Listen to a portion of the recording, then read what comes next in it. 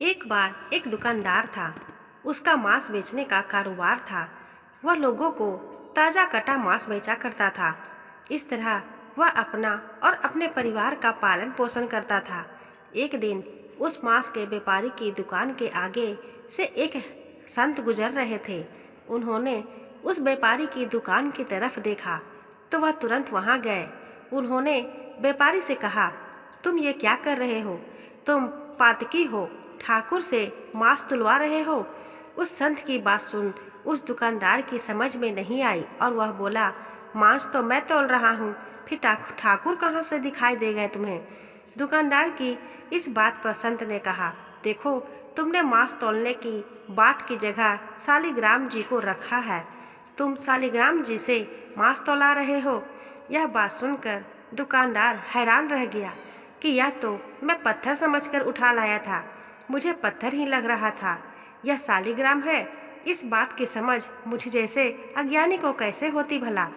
उस दुकानदार की आंखों से अश्रु बहने लगे और संत के पैर में गिरकर अपना पश्चाताप करने लगा। संत ने कहा, यह शालिग्राम को गंगा जल से धोकर मंदिर में पधरा आओ और प्रभु से माफी मांग लेना। संत के जाने के बाद उस दुकानदार ने स्नान करके शालिग्राम जी को गंगा में स्नान करवाकर मंदिर में प्रांगण में रख दिया। खुद भगवान से प्रार्थना करके माफी मांगने लगे, हे प्रभु, मैंने अज्ञानतावश आपसे मांस तुलवा दिया, इसलिए आप मुझे जो सजा देंगे मुझे मंजूर होगी। वह दुकानदार यह सोचकर वह इतना मूर्ख है कि भगवान से ना जाने कितने सालों से मांस तुलवाता रहा और प्रभु कितने दयालु है कि उसके घोर अपराध करने के बाद भी उसे वह उसके परिवार के भरण पोषण करते रहे। अपनी ग्लानिवश उसने यह निर्णय लिया कि ताउम्र वह अब प्रभु भक्ति करके अपने पाप से मुक्ति पा लेगा। वह दुकानदार अपनी दुकान अपने बेटे को संभाल कर खुद तीर्थों से निकल पड़ा। वह एक बैरागी की भांति देश दूरी भटकता रहता। एक दिन वह भटकते भटकते एक गांव में पहुंचा। वहां रात्रि विश्राम के लिए शरण मांगकर रुक गया। वह एक घर में उस घर के मालिक की शरण में रुककर रात्रि काट रहा था। वह रात्रि भोजन मकान मालिक से पाकर रात को सोने के लिए मकान के आंगन में सो रहा था। तभी अर्धरात्रि के समय एक महिला उसके समीप आई और उसकी चारपाई पर ही उसके बगल में सो गई। तभी उसकी आंख खुल गई और अपनी चारपाई पर महिला को देखकर वह तुरंत उठ खड़ा हुआ, मगर जैसे ही वो घबरा कर चारपाई से नीचे उतरा, उस महिला ने उसे फिर चारपाई पर खींच लिया।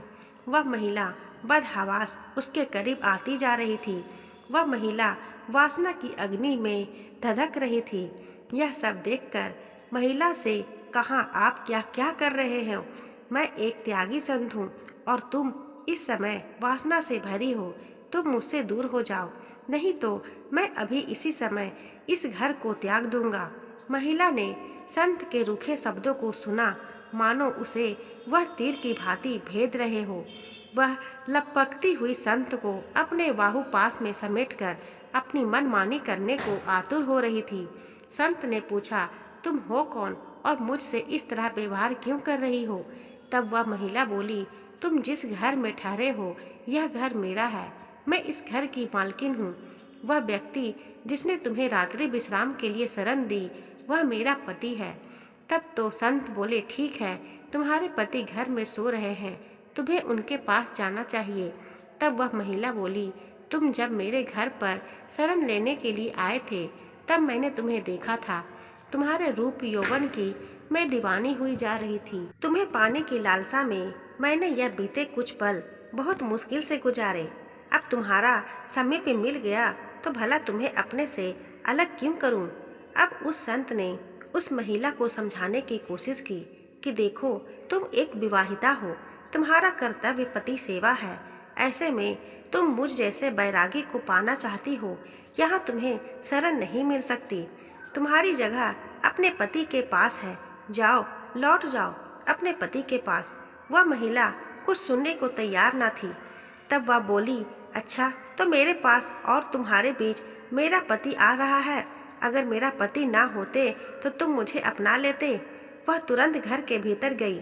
उस महिला ने घर पर रखी पति की तलवार को निकाला और उस तलवार से पति पर वार कर दिया। उसका पति वहीं मर गया। वह खून से भरी तलवार ले आकर उस संत को दिखाते हुए बोली, लो, मैंने तुम्हारे और मेरे बीच खड़ी पति रूपी दीवार नष्ट कर दी। मैंने पति का गला काट डाला। अब वह कभी हम दोनों के बीच में नहीं आ सकेगा। बेचारा वह संत यह सब देख वहां से भागने लगे। बहुत कोशिश के बाद भी संत वहां न रुके तो उस महिला ने उस तलवार से खुद पर वार किया और सदैव के लिए खत्म हो गई। संत जैसे तैसे वहां से निकलकर भागे, बहुत दुखी रहने लगे। उनका दुखी चेहरा देखकर संत ने उन्हें कहा, लगता है तुम बहुत दुखी हो। क्या बात है जो तुम्हें परेशान कर रही है? हम संतों को अपने दुख से नहीं, दूसरों के दुख से दुखी होते हैं। तुम्हारे साथ कौन सा दुख है? तब उस संत ने वह नारी घटना उन संत को सुनाई।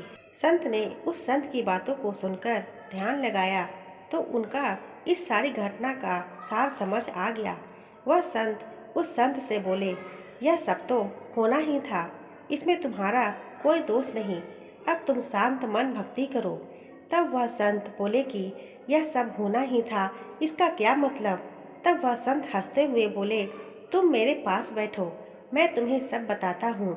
उन संत ने उस संत से कहा, यह सब पिछले जन्म का कर्जा था जो उस महिला ने ले लिया। संत बोले, कैसा बदला? अब संत उन्हें बताने लगे, पूर्व जन्म में तुम प्रभु भक्ति के लिए घर बार छोड़कर सुने स्थान में रहते हुए भक्ति करते थे। एक दिन जब तुम ध्यान मग्न होकर प्रभु भक्ति कर रहे थे, तभी वहां से एक गाय भागती हुई आई। तुमने गाय को देखा, चुप रहे। गाय को एक कसाई पकड़ना चाहता था। गाय उस कसाई से बचती हुई भागती हुई वहां आई थी। गाय तुमसे बचने बचाव की उम्मीद से देखने लगी, मगर तुमने भक्तिवश उस पर ध्यान नहीं दिया तो वह डरती हुई कहीं और जाकर अपना बचाव करना चाहती थी। वह वहां से चली गई। तभी उसके पीछे पीछे भागता वह कसाई तुम्हारे सामने हाथ में तलवार लिए आया। तुम जिस स्थान पर बैठे थे वह ठीक चौराहे पर बना हुआ था। वहां से 4 मार्ग निकलते थे, इसलिए कसाई वहां रुका। उसे समझ नहीं आ रहा था कि वह गाय कहाँ गई। चारों तरफ नजर दौड़ाकर वह कसाई तुम्हारे पास आया और तुमसे उस गाय के बारे में पूछा कि तुमने किसी गाय को यहाँ से भागते हुए देखा है। तुमने उस कसाई की तरफ देखे बिना बंद आंखों से ही उस रास्ते की तरफ हाथ कर दिया जहाँ वह गाय भाग कर गई थी। वह कसाई तुम्हारे इशारे को देख उसी रास्ते पर चला गया जहाँ वह गाय भागती हुई गई थी और उस गाय को कसाई ने अपनी तलवार से मार दिया था। अब वह संत हैरान होकर उन संत से बोले, उस गाय व कसाई से मेरी इस घटना का क्या वास्ता?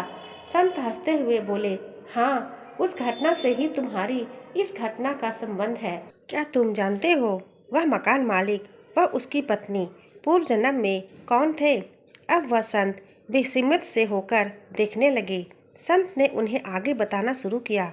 वह जो मकान मालिक था जिसने तुम्हें रात्रि विश्राम के लिए शरण दी थी, यह पूर्व जन्म में एक कसाई था।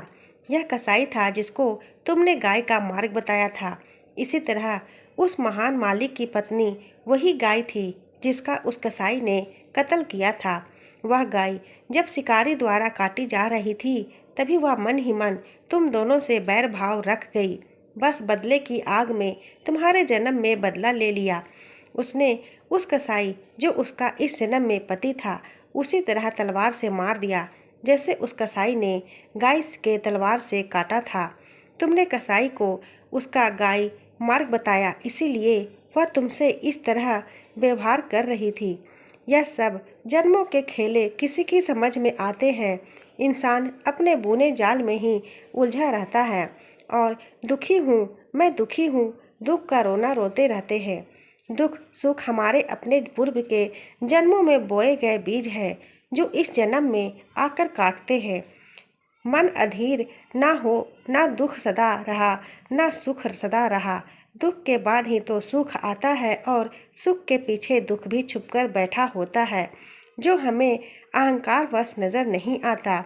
न दुख में मुरझाना बाबरे, न सुख में मतवाला मरना, सब नियति के हाथ है। सुख दुख मौसम है, आते जाते रहते हैं।